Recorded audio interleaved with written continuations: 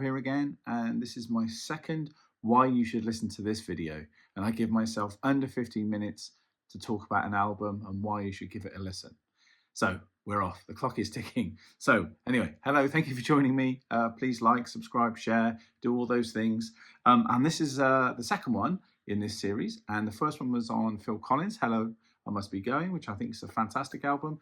And if I remember, I'll try and put a link in the description and you can comment on whether you like that album, what you think about it. I still think it's better than Face Value, I believe, his first album. Anyway, I'm here today to talk about an artist that I love, and I know people that are regular to my channel will know that I love Prince. I love Prince and the Revolution, and I love him as the artist formerly known as Prince, which we'll go into one day because people thought he just went mad and he didn't. He just couldn't use his name, which was actually Prince. And Warner Brothers sort of owned his name, which is bizarre. It wasn't a stage name. He was actually called Prince. Anyway, the album I'm going to talk about today is this, which is actually celebrating its 40th anniversary. Is it 40 years or 44 years? It was 1986, so you guys good at maths, work it out. This is the first album that I really got into of Prince. I was aware of him on Top of the Pops, obviously, when Purple Rain hit. I remember when Doves Cry being on Top of the Pops. I remember the video. I remember Raspberry Beret when that came out in 1985, because that video had lots of sort of cartoon images and he was in a cloud dressed in a blue and white cloud suit, which looked amazing. And the Revolution, his band, always looked amazing as well. But I remember that video, it was quite striking. And I remember the video for Kiss coming out in 86. Now, later on that year, I started my YTS scheme. We won't go into what that was, but Maggie Thatcher's way of pretending everyone was in employment. I worked at Assembly Music in Bath, and I met a load of guys that are obviously older than me, in their sort of early 20s. I was only 16, 17, and one of them was Ken Dewar, and we used to work together and travel to the warehouse in Bath on the Lower Bristol Road. Bit of Bath knowledge here. And we used to travel from Widcombe to the Lower Bristol Road, and sometimes we'd go via the town if it was a hot day, and we'd go down Milsom Street when you could still drive down Milsom Street, and we'd be hanging out a little bit. And one of the albums Ken used to play as we were doing this kind of drive-by stuff was this one. And at the time I was a bit like, because I was listening to Whitesnake, Deep Purple, Led Zepp, and stuff like that. I was sort of in a bit of a rocky phase.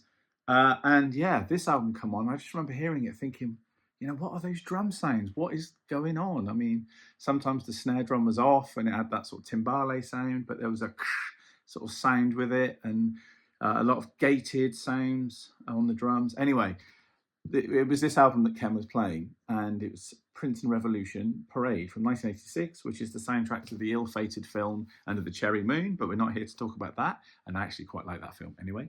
But this is the album that came out. Great cover, really cool. Very nice.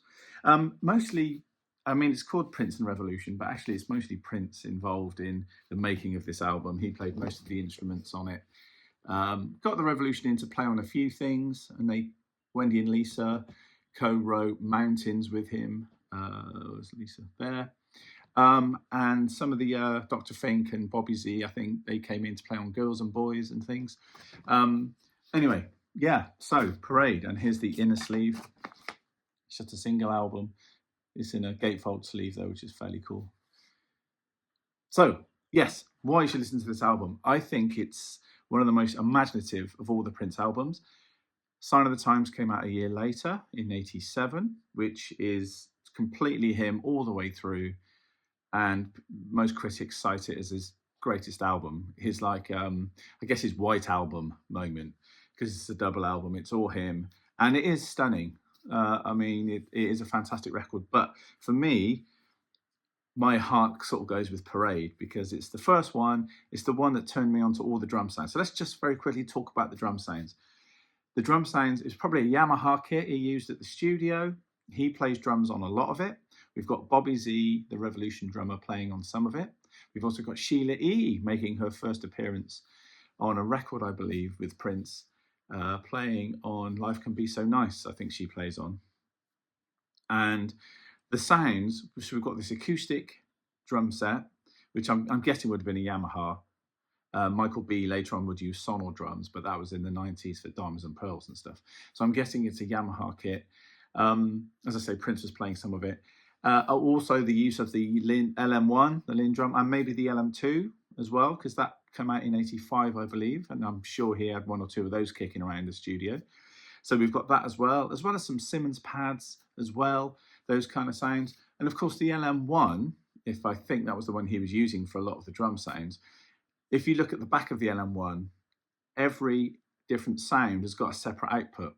So you could put maybe the bass drum through a chorus pedal or a phaser or a gate, but that wouldn't affect the snare or the hats. That's how Prince got so many great drum sounds on things like When Doves Cry, for instance. It's almost like a whole backing track without anything else happening, because he gated various things, put a chorus or a phase, or whatever on different parts of the drum set. And of course, you can fiddle with the volumes of that and how much effect you put on to change the gates and the time that the delays happen or whatever you're going to do. And you create something really exciting. So hence why I believe he took the bass guitar part off of When Doves Cry and probably Kiss, because once you've got a drum part that's doing something like that and it's quite busy but funky, and those sounds are just almost like mesmerizing, then you don't need to put much more on it, really. And those sort of drum sounds are happening a lot on this. For instance, the loop on Mountains, which became a single, it's the first track on side 2 of the album, has got like a clap sound, the famous LM1 clap sound, which he detuned, but then he put a delay on it. So we get, which is in time, obviously, with the groove. So we get the boom, boom, boom, and a big fat snare sound, which again he detuned, and the bass drum he detunes or sometimes tuned up to give it a bit more on the bass drum. But just really inventive stuff. And I remember hearing that for the first time and thinking, well, I was 16, I was thinking, God, is that drummer hitting? And I guessed it was an electronic pads, I was thinking, didn't think it was a drum machine. Is the drummer hitting those pads and getting that delay?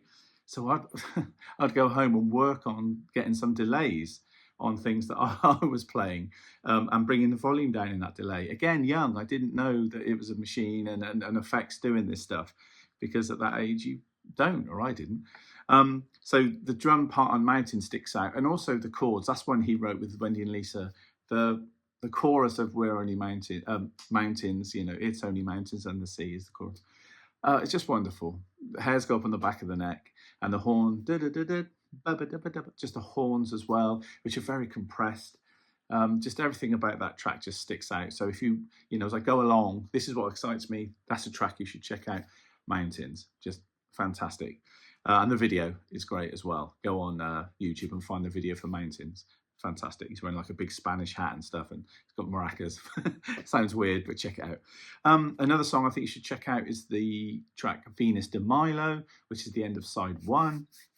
And that is an instrumental, and very much in keeping with Father's song, which was in Purple Rain, which is the bit when he goes home just before his father shoots himself. There's a scene before where his dad's playing the piano and he says he didn't write any of his tunes down, blah, blah, I just play them unlike you, son, and all this kind of thing. Bit corny, but brilliant. So it's a piano-led thing with orchestration from Claire Fisher, and Claire Fisher wrote loads of string parts for these songs, and on the album Prince stripped a lot of them back, but a lot of it is in the film Under the Cherry Moon. I don't know much about Claire Fisher, but he's an amazing arranger and stuff, and the strings on this album, what he has done with it is superb. There are clips online on YouTube of the songs with more of the strings in it, but that's for another day.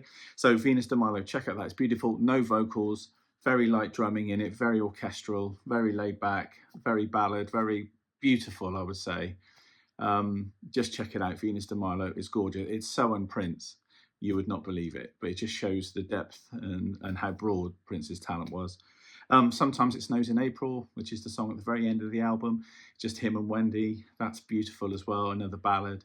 It's a kind of lament about Christopher Tracy, who's the star of the film, but that's just a beautiful thing. Again, no drums, it's not Prince funk stuff, it's really laid back, it's a beautiful song, and it gets played a lot because of course he died in 2016, and that song gets played a lot around that time by fans and posted. Sometimes It Snows in April, anyway, we're not here to talk about that. And the first 4 songs, so we've got Christopher Tracy's Parade, New Position, I Wonder You, and Under the Cherry Moon. which is the title track of the film.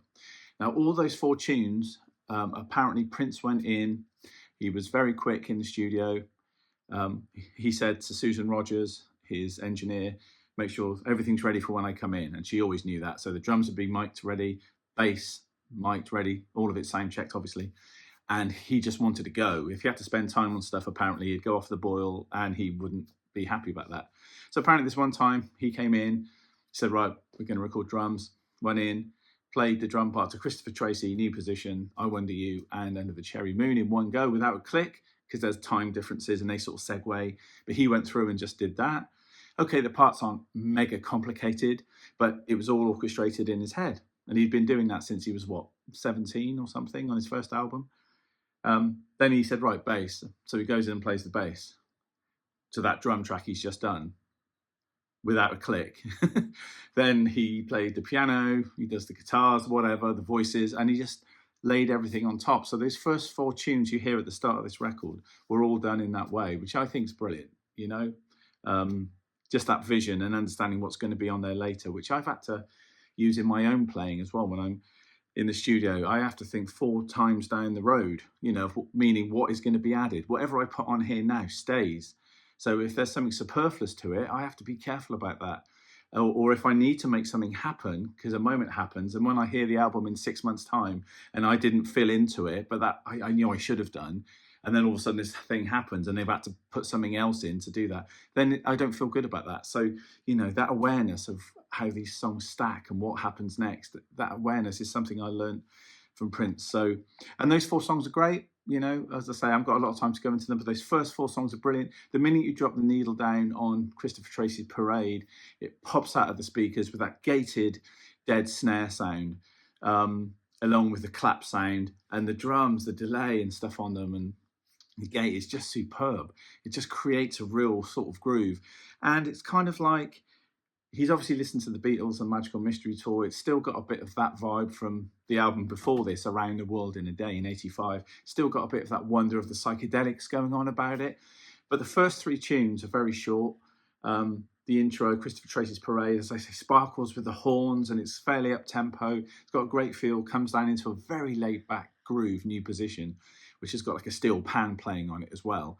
Very laid back, just bass, drum, steel pan and voice. Very funky, and I'm not going to say what it's about, use your imagination. And then it goes into one of my favorite tracks, I Wonder You, which is Wendy and Lisa's vocals against this, again, very heavily gated sort of snare and bass drum. The bass drum sounds like I don't know what it sounds like. It sounds like it's been doubled with a Simmons maybe, or the Linn drum, because it's got more purr than a normal bass drum. A bit more sort of nose, as they say. But yeah, it's a very slow kind of thing, and he kept Claire Fisher's flutes on this. When you hear it, you'll know what I mean. It's brilliant. I wish it was longer. There are longer versions available apparently, but the album version's only a couple of minutes, but it's a great couple of minutes. Girls and Boys, effortlessly funky. Bobby C playing that drum part. He's obviously playing like a Simmons kit. Triggering the Linn drum. He's using that famous Prince clap sound, and boom, boom, boom, boom.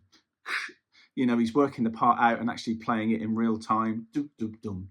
Cat sort of thing you do on an acoustic kit, but wouldn't sound as good as it does on an electric kit. And then Life Can Be So Nice is fantastic. I've said about that. I think that's Sheila E on drums, and it's a very exciting drum piece. A bit of a kind of crazy song, but I think it's supposed to be. So there's another highlight. All of it is a highlight for me. Do You Lie is like a Parisian kind of sort of 1920s, 30s vibe, played on brushes. I'm not sure who played on that, actually. I need to check. But that's cool, again, with Wendy and Lisa on there with brilliant harmonies. It sounds like it was written in a cafe in 1925 or 30. And it's got that kind of feel, which sits in with the film very nicely. I think I've talked about virtually every track on the album. Kiss is obviously on there, the big single. Kiss was amazing. The video is brilliant. Anything about this album I love. The singles, the 12-inch mixes.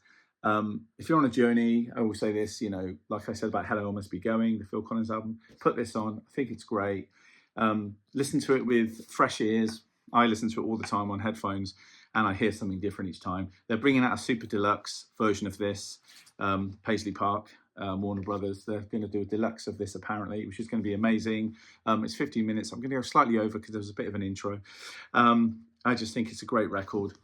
It's got the singles. Kiss, if you're a fan of the singles, and Mountains is on there, and Another Love, A Hole in Your Head is on here as well, which is another funk Lindrum driven tune, and the 12-inch of that is amazing. And actually all the 12 inches Prince made around this time for the singles, so we're talking Kiss, Girls and Boys, Mountains, Another Love, Hole in Your Head. All those 12 inches are amazing, and the B-sides as well. There's a brilliant B-side, Alexa de Paris, which is the B-side of Mountains. The 12-inch of that is fantastic too, which all can be found online. But even better, go to your local record shop, buy the vinyl, buy the CD, do what you can. Keep the industry spinning round. Spinning round. But that's it. This is why I think you should listen to this. People talk about Purple Rain, brilliant. It is a great album. People talk about Sign of the Times, that is stunning. And that should have won the Grammy that year and not the U2 album. And I think even Bono knew that. But this sits in between all of those records, and it's a winner. I love it. Takes me back to when I was 1986, growing up, first girlfriends, all of that stuff. Summer balmy nights in Bath, hanging out, all good stuff. So anyway, this has been Rob Bryan. You've been listening to me bark on about Prince and Revolution, Parade, why you should check it out, why you should listen to this. Now go and do it. Thank you for watching, listening, and all of those things. Please like, share, subscribe, and I'll see you on the next video. Cheers.